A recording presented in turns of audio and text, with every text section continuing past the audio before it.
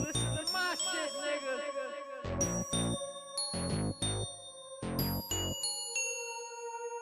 Street bang, street bang.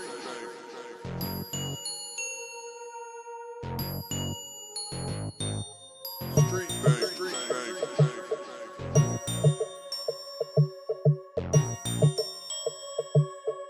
Street bang, street bang.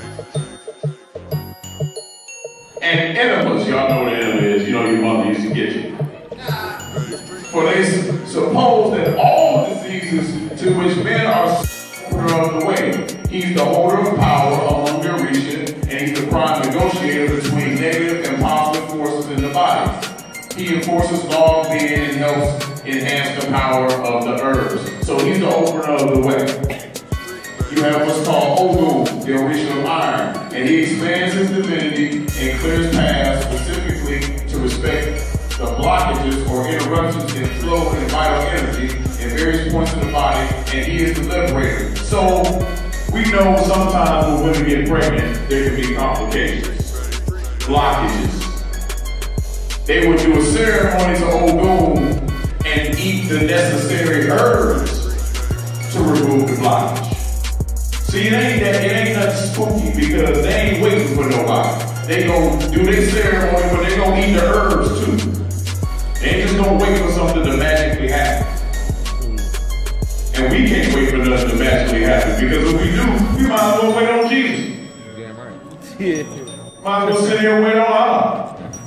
Or whoever else spooked that they told us was gonna free us and give us African liberation. It ain't gonna happen. The Creator sent you. So it's time to get to work.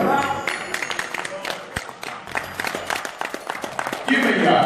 She's the mother of water, sexuality, primal water. She's a nurturer. She's the atomic fluid in the womb of the pregnant woman, as well as the breast nurturer. She is the protector energy and feminine force.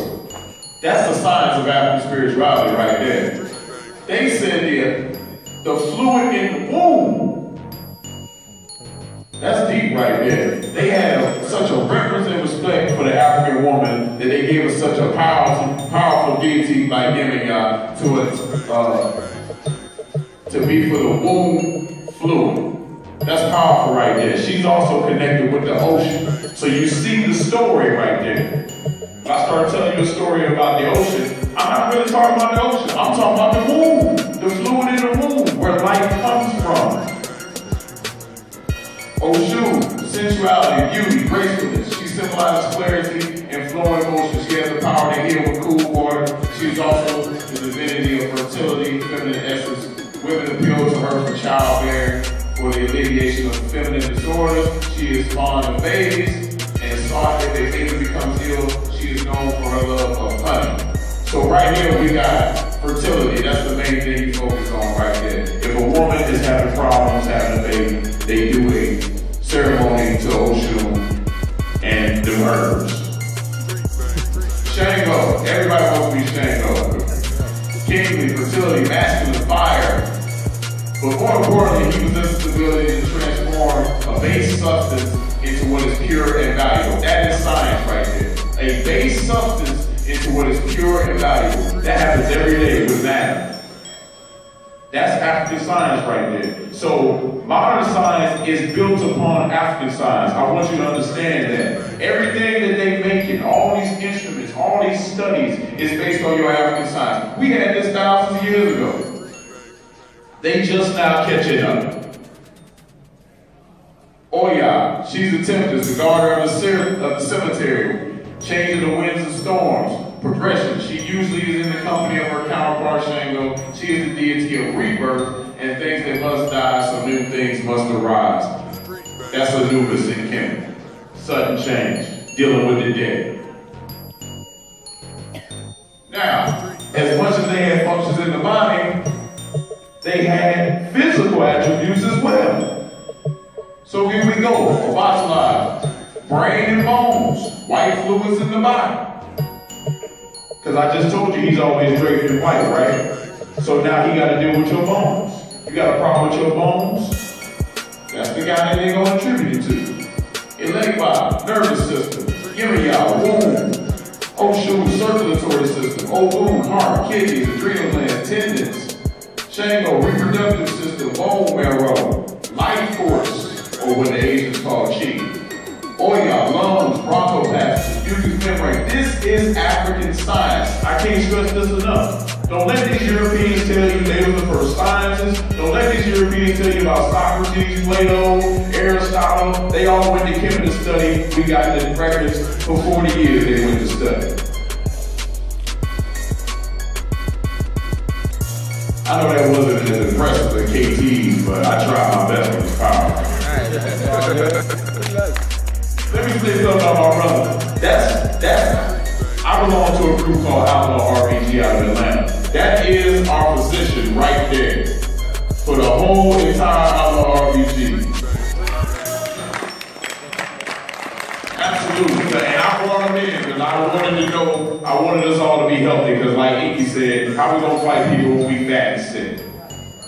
Don't want you to come off the battlefield because you got cancer.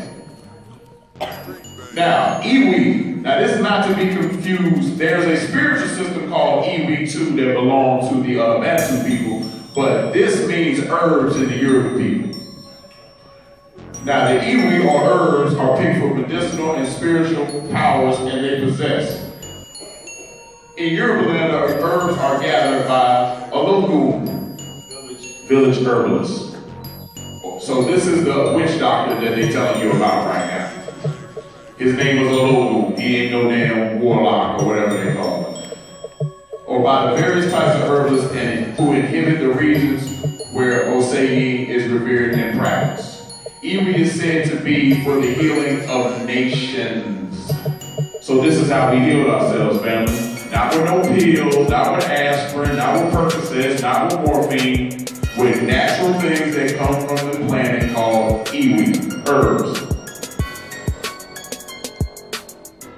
Now, they got a special relationship with the Orishas, or Pantha. These are different types of herbs, all the herbs found naturally growing in society, in our villages, in our land, and we heal ourselves with them. I'm not going to read all of them, but Elekba, which is the open of the way, he's responsible for all the herbs. So we got people looking in different corners of the world for healing stuff, right? When 82% of the resources come from Africa, and all of this grows in Africa. Look at this stuff on here. Just look at it. Alfalfa, garlic, mince, all this stuff they gotta import here from your homeland, which grows naturally. So when you're thinking about repatriation, think about this. You're going back to this. All this grows naturally.